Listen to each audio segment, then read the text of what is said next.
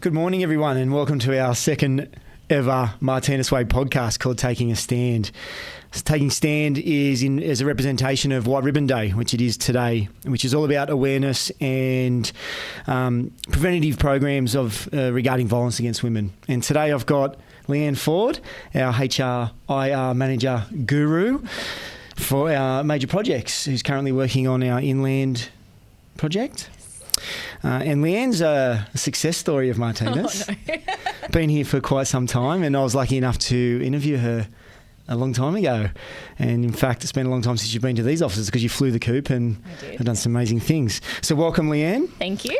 And for those who don't know you, do you want to introduce yourself and maybe a little bit about what you've done here at Martinus? Yeah, absolutely. So I've been with Martinus for about 6.5 years now. I started off down here in Kirrawee, bit of a baptism of fire, I think, because we had just kicked off the Murray Basin project. That's right. I come from a banking background, That's right, financial institution. Police Credit Union from memory. Yes, so very different to construction. So that was a bit of an eye-opener from the get-go. Yeah. But yeah, so that I worked on that project for a while, remained in Sydney for a couple of years working on some various projects. Went up to Queensland, worked on the Carmichael Rail Network project, which was an amazing experience. Got to do FIFO. Just a really incredible eye-opening experience out in the regions, working with a bunch of different people. Really loved that project. And then worked on the Inland Rail project in Queensland, and now I'm back in Sydney. Fantastic. Yeah, and you know, the CRN project was a watershed moment for Martinus, but in a very difficult time with COVID, and you did an absolutely amazing job up there. So thank you. Thank you. Legend of a person, so I'm stoked to have you here. I only interview the best. Oh, right? thank you. I should interview you next. HR. All right. So a little bit of history on White Ribbon Day and the significance of it, I suppose. And today we're raising awareness around violence against women. Being White Ribbon Day. And for those of you who don't know, White Ribbon Day is all about taking a stand against domestic violence and violence against women. It's a global movement that encourages men and boys to be allies in the fight to end violence and promote gender equality. It started in Canada in 1991 when a group of men initiated a campaign to end violence against women. And this campaign is about engaging men and boys, like I said, as allies in the prevention against violence. The campaign has grown significantly over the past 30-odd years to where we are now, where we have companies like ours supporting and raising awareness not only for the industry but for society. White Ribbon itself is a symbol used to represent peace and commitment to ending violence. I've already mentioned the main goals of White Ribbon include raising awareness about the issues of violence against women, challenging stereotypes and attitudes that contribute to violence, and encouraging boys and men to take that stand. And I suppose, Leanne, this is where it kind of gets a little bit real and scary around some of the statistics here in Australia. So did you know that every 9 days in Australia a woman dies from domestic violence? Yeah, it's pretty awful. 1 in 2 women have experienced emotional abuse, which and they often also experience financial abuse. And that over 60% of women experiencing violence are working and in the workplace. That means that it's, highly likely that we have women in our workplace. I don't know why I get upset when I think about that. That may be experiencing violence from a partner or another man in their life. So I think today is an important episode for us to raise awareness in Martinus and what it is or how we approach that and what we can do. Yeah, absolutely. And I think it's really hard to ignore that we have a problem with domestic violence in Australia. You would have seen the coverage recently of Lily James, who was murdered by her colleague and ex-partner. Yep. That really does paint the picture of what happens in domestic violence relationships where, whether it's happening within the relationship or whether it's happening when a woman is trying to leave the relationship or has left. It is a huge issue, and in the week that Lily passed away, I think there were 6 other women who were also murdered by their partners or ex-partners. So it's hard to ignore, and obviously it's important that the media covers this so it really shines a light on this issue, and organisations like White Ribbon also shining a light on it. Yeah, thanks. It's for me personally, it's a topic that I'm connected to. I've had my own experiences with it and seen it. So it's a for us to raise awareness here at Martinus means a lot to me. So I think it's also important to acknowledge that absolutely domestic violence does happen to anyone. We have a statistic of, I believe it's 1 in 4 women, but it's also 1 in 16 men. So I think it's also really important to acknowledge that it does happen, but it disproportionately impacts women. Absolutely. So one of the reasons that I've invited Leanne today is that she's been doing some great work in this space already. And you've been working with the QMCA, yes. so Queensland Major Contract Association, working on a program called Building Respect. Yep, that's correct. Do you want to tell us about that? Yep. So Building Respect is a domestic and family violence awareness program. So QMCA approached its member organisations to say that they were keen to do an awareness program on domestic and family violence, asked for the member organisations to put forward some representatives to sit on a steering committee, and we had Jo Mason from Workhaven, who is an advocate for domestic and family violence.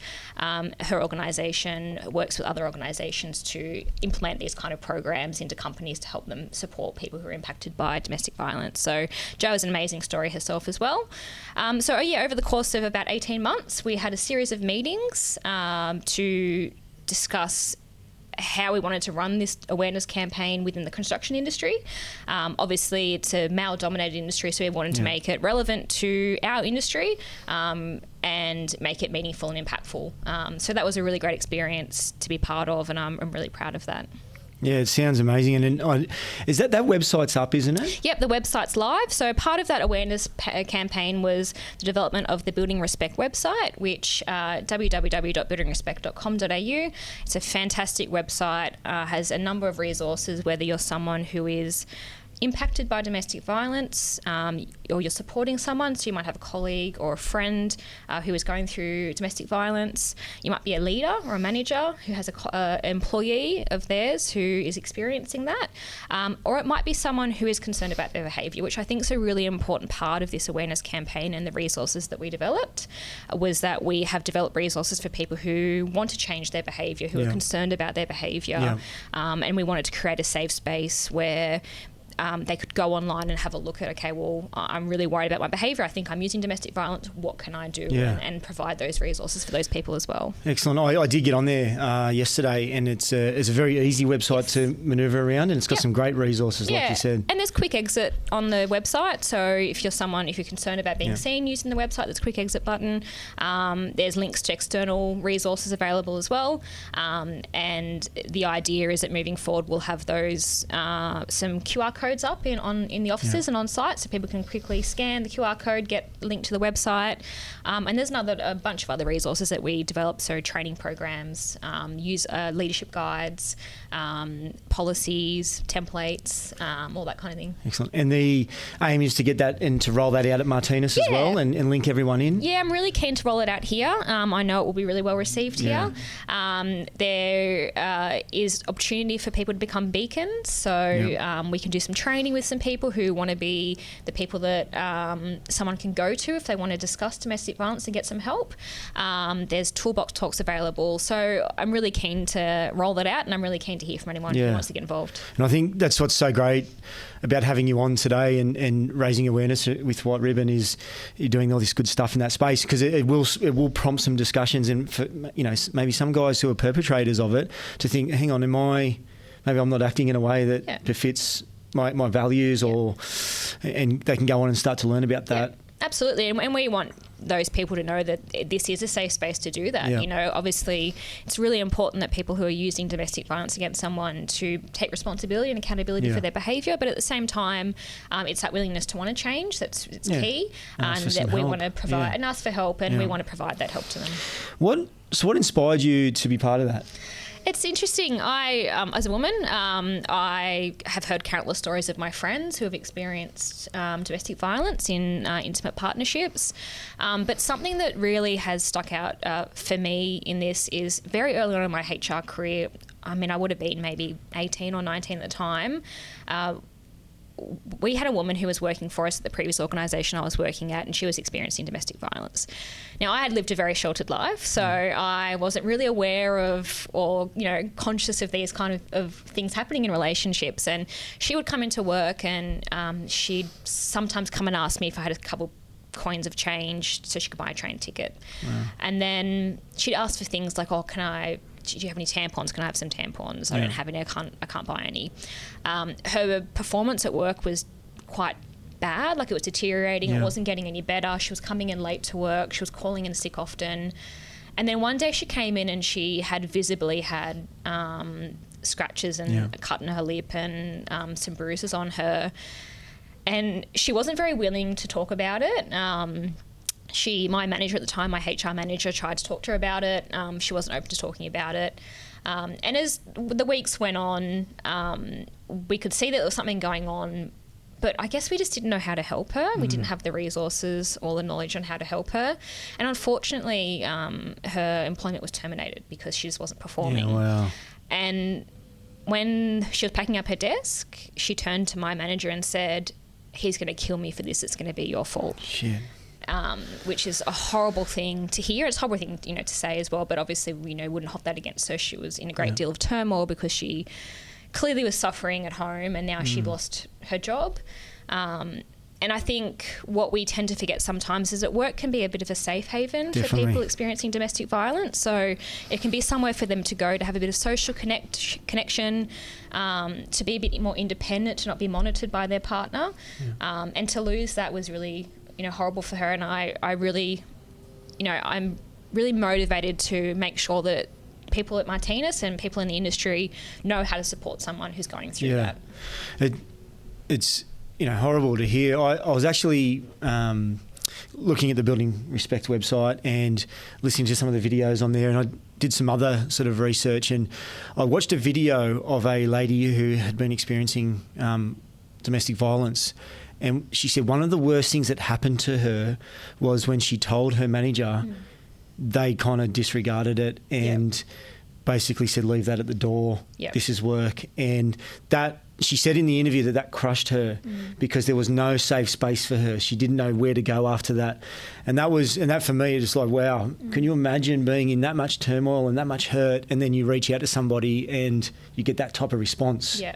And that's a big issue, I think. For a long time, people feel like they haven't been believed when they've raised issues that they're experiencing domestic violence. They get dismissed, or that people don't believe them. And that actually makes it harder to ask for help later on. So that's another really important part of this awareness program, is that making sure that you're not judging that person. I know it's a really old school kind of and easy way to think is, well, why don't you just leave? And that's not always possible. Particularly for women are often caretakers of children, or of people, elderly parents. They may have had time off for caregiving of children. They might earn less money than their partner. Their partner might have control of their finances. So it's not as simple as just leave. I think making sure that we're promoting that no judgment, just support. What do you need? How can we help? Mentality, which we do that in places like mental health. Absolutely. It reminds me when I used to work for Mission Beat. I used to drive around the city and find homeless people accommodation for the evening and a few different jobs, but there were lots of transfers for women with in their shelters, and I would talk to them, and pretty horrendous stories, but they literally had nothing. So they were whatever they left with on their back, their children, and they were relying on the shelters that they were living in and hoping that they wouldn't be found and whatever else, and trying to restart their lives. It's pretty horrendous. It is. So what about the future plans then to get this out into Martinus? So the idea is we've got Building Respect. It's got all those cool, sort of great resources, all the good work you've done. What's the plan? Look, I hope to get, like I said before, a lot more people involved in that. So I really want to hear from people if they want to be involved in doing some general awareness training, if they want to be a beacon, if they want to get some training in how to support someone who's going through domestic violence. I think it's really important that we have people from really different levels across the organisation who are involved in that, whether you're a manager, a supervisor, whether you're a worker out on site, whether you're someone in the office, just someone that a person can go and talk to really privately and confidentially, just for a bit bit of help and support. We're not expecting anyone to be subject matter experts or anything, but it's more about helping that person find the resources to make a plan for themselves. So people can reach out to you if they're interested? Yeah, Excellent. Absolutely. We'll get the QR codes up with links to the website around the place. There's some information on the intranet. We'll make sure that this is all very accessible for everyone. Fantastic. Good work. One of the key sort of initiatives of White Ribbon is what they call the White Ribbon Pledge. And that's plays a central role in the campaign. The pledge is a promise to never commit, condone or remain silent about violence against women. So that, we're not talking about just people that are affected by it, but, people that are observing it, hearing it, to not stay quiet about it. How significant is a pledge like this for you at Martinus? Well, I think if I look at our core values and our principles, at the top of our principles page is no dickhead policy. Yeah. And I think, that's one of the key principles I've learnt since I've been here at Martinus. And I think that, I'd like to think that we would hold that to people inside and outside of work. Yeah. So, I'd like to think that if we saw someone acting like a bit of a dickhead, we would call it out. Yeah. If you hear someone speaking in a really disrespectful way about a person, or, particularly women or their partner, that someone might have the confidence to speak up and say, "Hey, that doesn't sound quite right," or "That's not on." Yeah. And it doesn't have to be in a really judgmental or aggressive kind of way, but just more challenging that behaviour, because I think it's really important that overall attitude towards women. That can lead into domestic violence behaviours or disrespectful behaviours in relationships as well. Yeah. Well, I think for us at Martinus, setting very clear standards and expectations around that we don't disrespect women, that we will not condone violence against women, especially in our workplace, in society as well, but especially in our workplace. It needs to be a safe place. And, reading out the statistics earlier, like I said, it's likely that there are women in our workplace that are experiencing some form of violence. Yeah. So then, coming to work and there might be some stereotypical behaviours out in the workplace that someone thinks it's okay to say something in an aggressive manner, say something that's derogatory, could really, really affect somebody who's already experiencing, violence away from work as well, right? Definitely. And then they're less likely to feel safe anywhere. Yeah. So it's not just about that physical violence, it's the words that you use, or, especially we're in a male-dominated industry, right? So I'm very conscious of the fact that if I'm in a room, if you look at, Treven and Toby and Ryan, we're all over 6 foot, right? So, standing over people even can be intimidating. Yeah. But you go out into a workplace and we've got a work crew of, say 80 people, predominantly male. How does it feel for a female to be out in that site and working in that environment? Yeah, definitely. And I can definitely speak to that. Like I said earlier, I went up to the Carmichael Rail Network project, and it was my first time doing FIFO, and I was staying in camp, and it was predominantly men, and it was intimidating. It was intimidating walking into the mess to go and have dinner when 95% of that mess hall were men. And it can be really confronting and intimidating. But just knowing that your work colleagues support you and will speak up for you just does go a long way to make you feel a lot safer. Does. So in terms of resources and support, here we talked about the Building Respect website, which sounds, and I know it's amazing, and we'll get that out to everyone.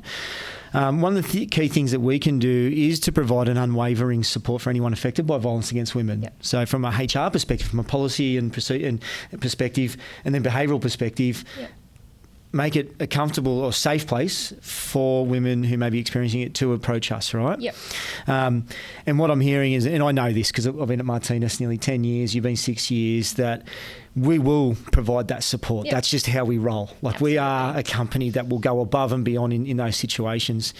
What would you say to women in our company that may be experiencing violence away from work? Yeah, sure. I definitely think there is hope, and if you go onto the Building Respect website, you will see a number of videos of women telling their story and sharing their stories of hope. And there is help available. I think it's not easy by any means, and we can't, as a business, solve the problem for you, but we can be there to support you and help you through that. And it's really important that if you just speak up, we don't have to commit to a plan or commit to anything, but it's more that starting point of speaking up, letting us know what's going on in your life, and we can ask you how we can help and support you, and then you're in control of that timeline of how how that works. If you want to talk to us every day, if you want to talk to us every month, you're completely in control. The help is there, the hope is there. We want to be there to support you, and we will be there to support you. Yeah. Awesome, great message. And I suppose for anyone in the company that's listening to this that may be experiencing it, Leanne and I are 100% available for a confidential chat anytime, like literally anytime. Call me at midnight if you had to. Yep, absolutely. So that's our commitment. I want to thank you for sharing your insights, especially around the Building Respect initiative. Jumping on the podcast with me. Because it's initiatives like this that play a vital role in creating a workplace that aligns to our values, right, and how we roll. Absolutely. And also the principles of White Ribbon Day. Yep, definitely.